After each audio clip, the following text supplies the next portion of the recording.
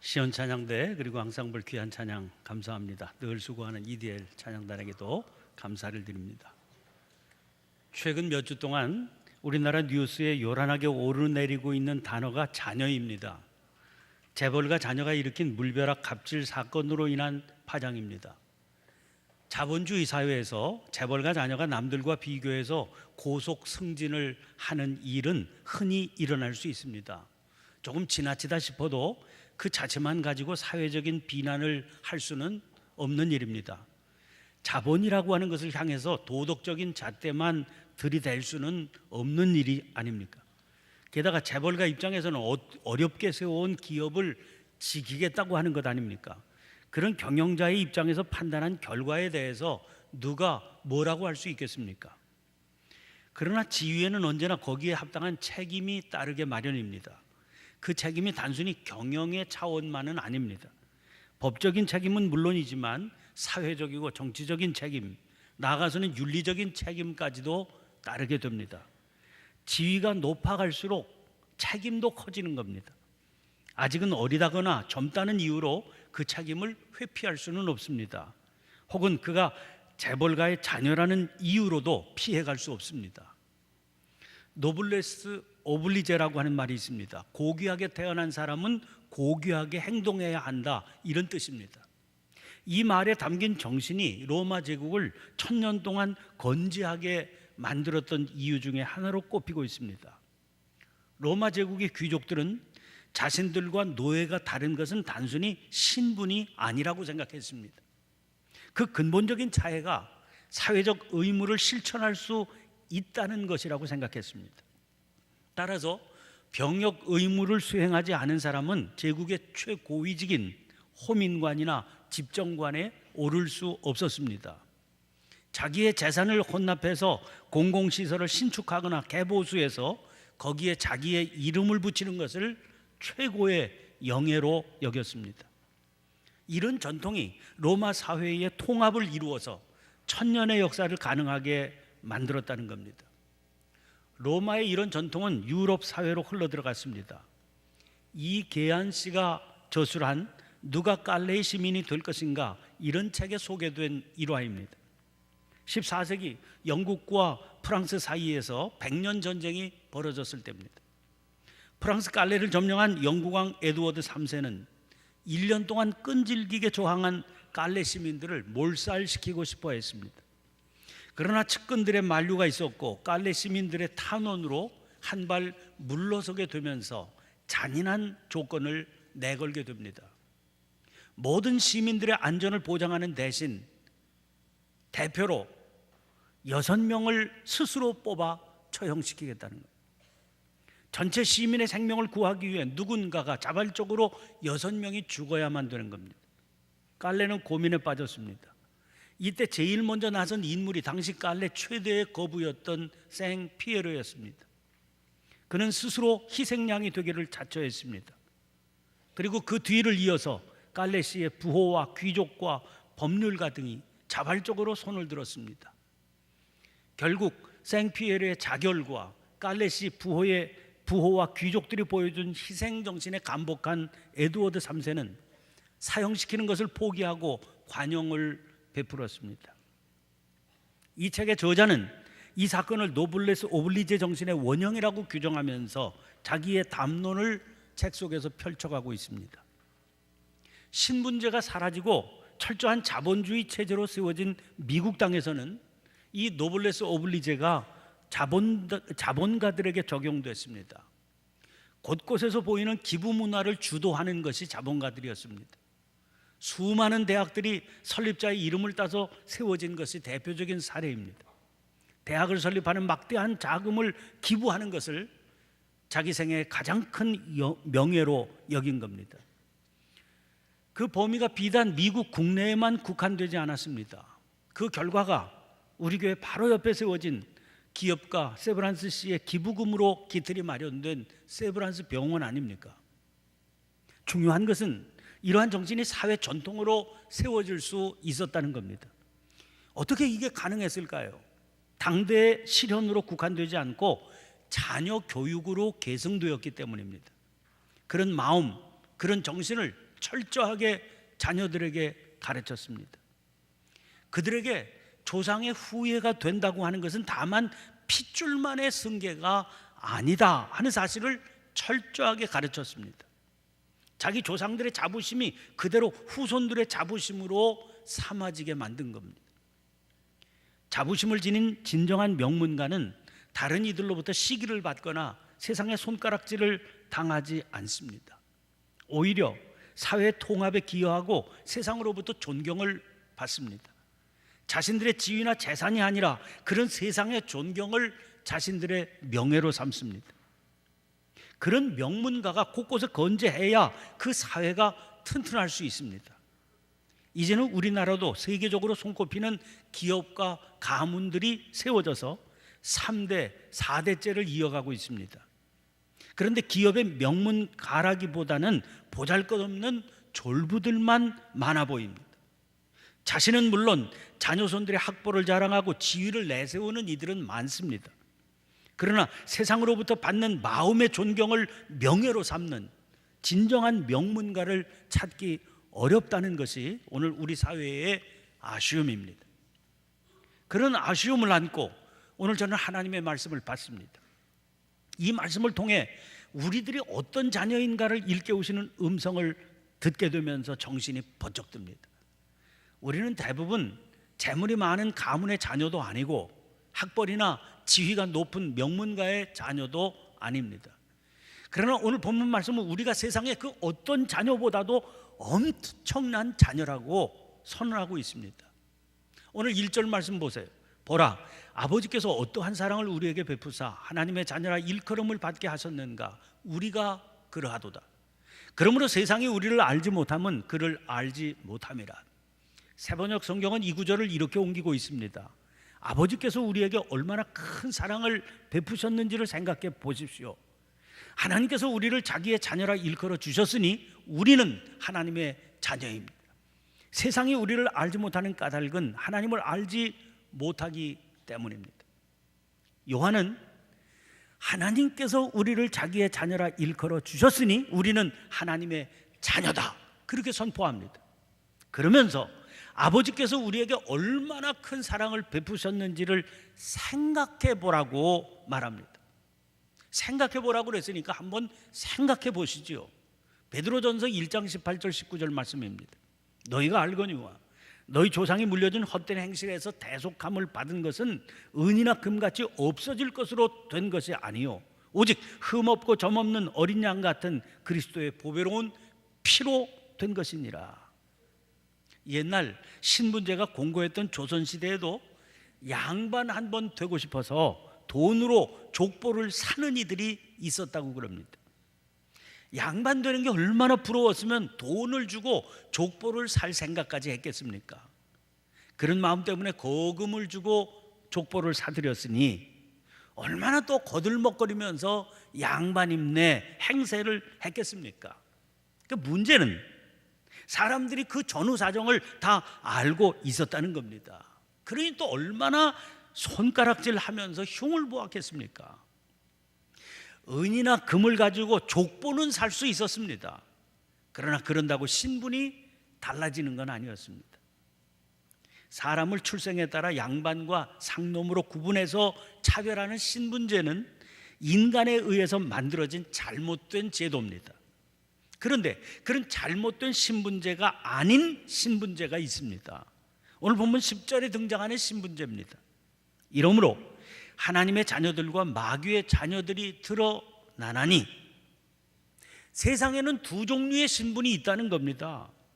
하나는 하나님의 자녀요, 다른 하나는 마귀의 자녀입니다. 이거는 어떻게 구별이 됩니까? 8절 말씀입니다. 죄를 짓는 자는 마귀에게 속하나니 마귀는 처음부터 범죄함이라. 마귀는 처음부터 범죄함이라. 그래서 마귀의 자녀에게는 특징이 따라다닙니다. 죄를 짓는 겁니다. 그런데 아니, 이 세상에 그렇지 않은 사람도 있습니까? 없죠. 그래서 문제입니다. 에베소 2장 1절 말씀을 보니까 허물과 죄로 죽었던 너희라고 그랬습니다. 죽었던 너희입니다. 이미 죽었기 때문에 살 가망이라고는 전혀 없는 존재였습니다. 그런데 이어지는 2장 2절 3절입니다. 그때 너희는 그 가운데서 행하여 이 세상 풍조를 따르고 공중의 권세 잡은 자를 따랐으니 곧 지금 불순종의 아들들 가운데서 역사하는 영이라. 전에는 우리도 다 그 가운데서 우리 육체의 욕심을 따라 지내며 육체와 마음에 원하는 것을 하여 다른 이들과 같이 본질상 진노의 자녀이었더니, 여기 본질상 진노의 자녀라고 그랬습니다. 다른 말로 하자면 마귀의 자녀였었다는 겁니다. 그래서 할 수 있는 것이라고는 우리 육체의 욕심을 따라 지내며 육체와 마음에 원하는 것을 하는, 다시 말해서 죄 짓는 것만 할 수 있었습니다. 그런데 이어지는 에베소 2장 4절 5절 말씀, 긍휼이 풍성하신 하나님이 우리를 사랑하신 그 큰 사랑을 인하여 허물로 죽은 우리를 그리스도와 함께 살리셨고 너희는 은혜로 구원을 받은 것이라. 죄와 허물로 죽었던 우리입니다. 죽은 자는 말이 없습니다.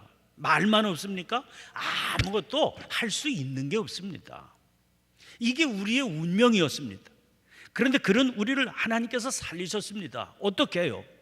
그리스도와 함께입니다. 십자가에 달려 돌아가신 주님, 그래서 무덤에 두신 그리스도가 부활하셨습니다. 그 그리스도를 살리실 때 하나님께서는 우리를 함께 살리신 겁니다. 거듭 말씀드리거니와 우리가 한 것, 할 수 있는 것은 아무것도 없었습니다. 그래서 너희는 은혜로 구원을 받은 것이라, 그렇게 말씀하십니다. 그것이 우리를 향하신 하나님의 큰 사랑입니다. 오늘 요한은 이렇게 말하지요. 보라, 아버지께서 어떠한 사랑을 우리에게 베푸사 하나님의 자녀라 일컬음을 받게 하셨는가. 다른 번역으로 아버지께서 우리에게 얼마나 큰 사랑을 베푸셨는지를 생각해 보십시오. 여러분, 말씀을 따라서 생각해 보라고 그러셨으니까 이것을 생각해 보신 적이 있으신지요? 저는 불신자의 집에서 태어났습니다. 우연한 기회에, 정말 우연한 기회에 교회에 발을 들여놓게 됐습니다. 고등학교에 입학하던 해입니다. 여리고 어린 마음이 극심한 인생의 혼돈을 경험하고 있을 때였습니다. 어떻게 하나님은 그런 상황에 처한 저를 콕 찍어서 그때 교회로 인도하셨을까요? 주님을 믿는 믿음의 길을 걷다 보니까 이건 우연이 아니더라고요.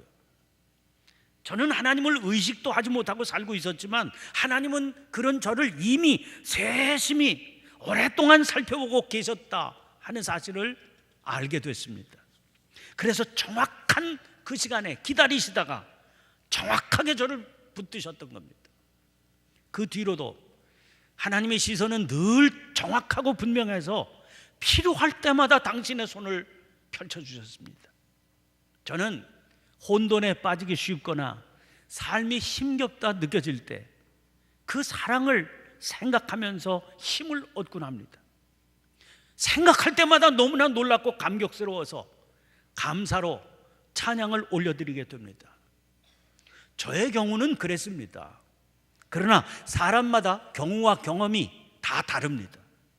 그것은 하나님께서 사람마다 그에게 합당한 정확한 방법을 사용하셨기 때문입니다. 이사야서 43장 1절에 내가 너를 구속하였고 내가 너를 지명하여 불렀나니 너는 내 것이라 하였습니다. 여기 지명하여 불렀다, 이 말씀 주목해 보세요. 우리는 어느 누구도 도매금으로 떠리로 넘겨지는 존재가 아닙니다. 하나님께서는 한 사람 한 사람 그 사람의 경우에 적합하게 불러 세우십니다. 이것이 우리를 당신의 자녀라고 일컬음받게 하려고 우리에게 베풀어 주시는 아버지의 사랑입니다. 그 결과 지금은 하나님의 자녀가 된 겁니다. 그런데 여기에서 끝이 아닙니다. 2절 말씀을 보세요. 사랑하는 자들아, 우리가 지금은 하나님의 자녀라. 장래에 어떻게 될지는 아직 나타나지 아니하였으나 그가 나타나시면 우리가 그와 같을 줄을 아는 것은 그의 참모습 그대로 볼 것이기 때문이니. 얼마 전에 독일에 있는 며느리에게서 제 손녀딸 얘기를 들었습니다.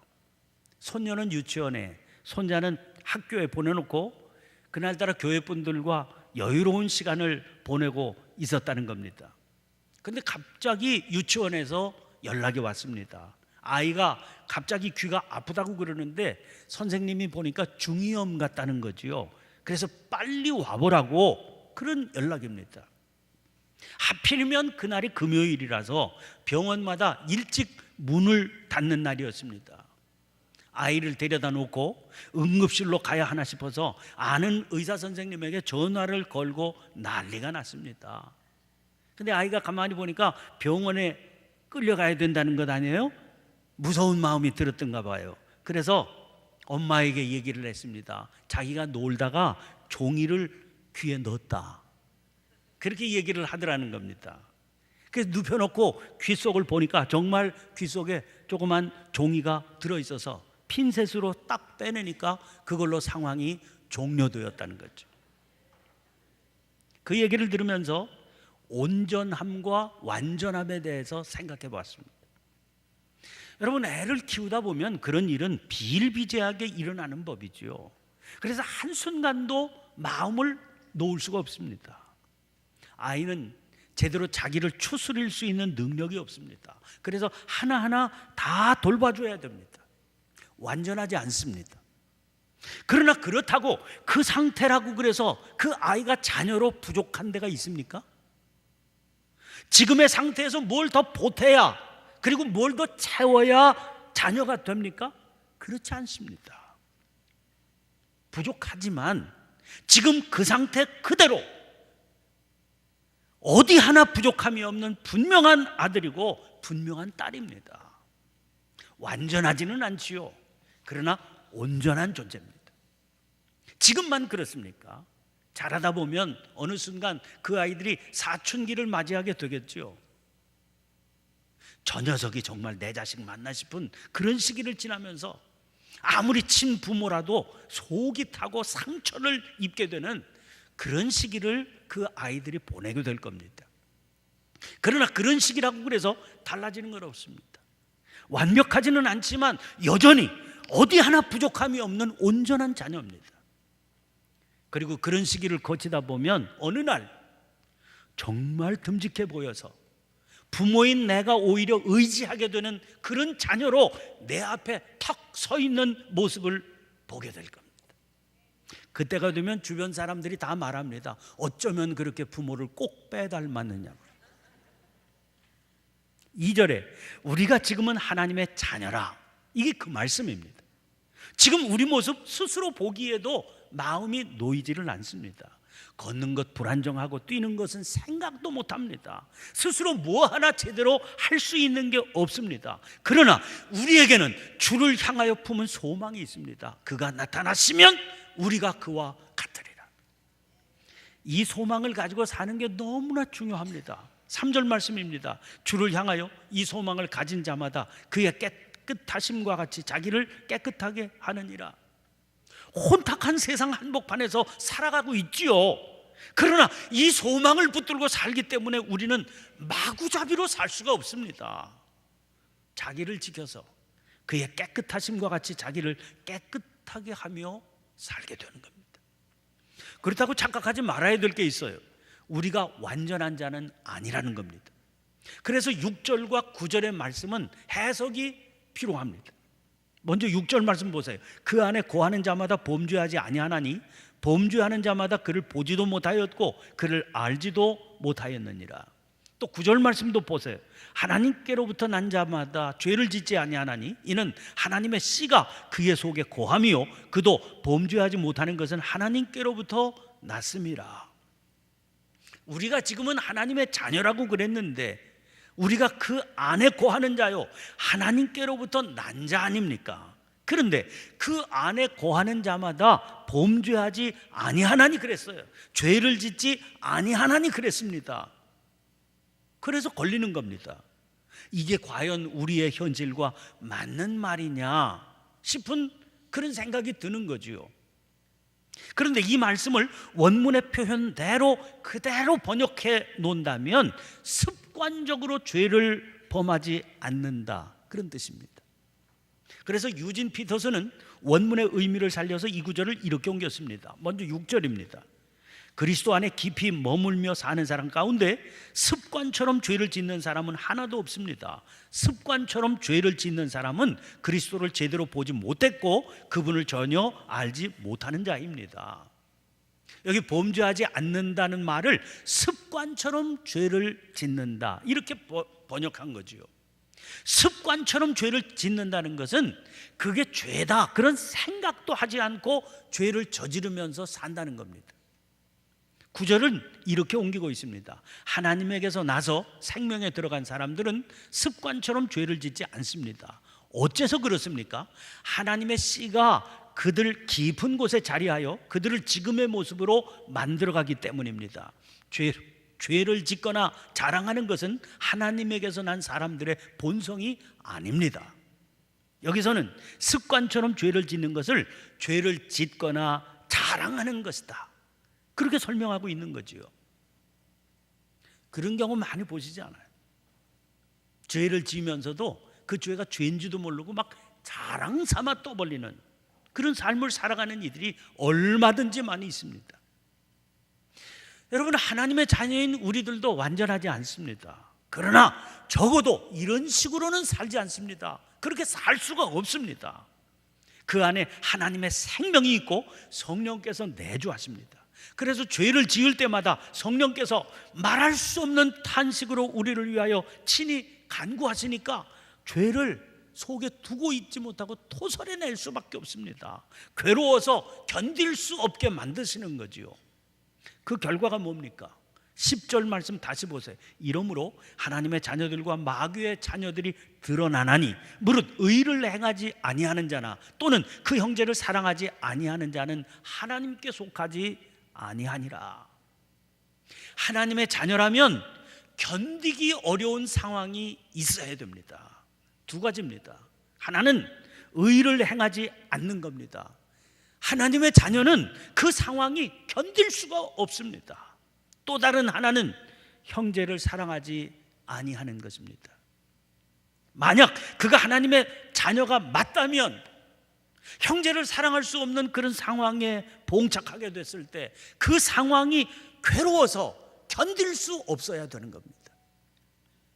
그런데 이 지점에서 우리가 두려운 마음으로 받아야 할 말씀이 한 곳 있습니다.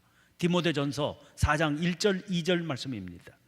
그러나 성령이 밝히 말씀하시기를 후일에 어떤 사람들이 믿음에서 떠나 미혹하는 영과 귀신의 가르침을 따르리라 하셨으니 자기 양심이 화인을 맞아서 외식함으로 거짓말하는 자들이라.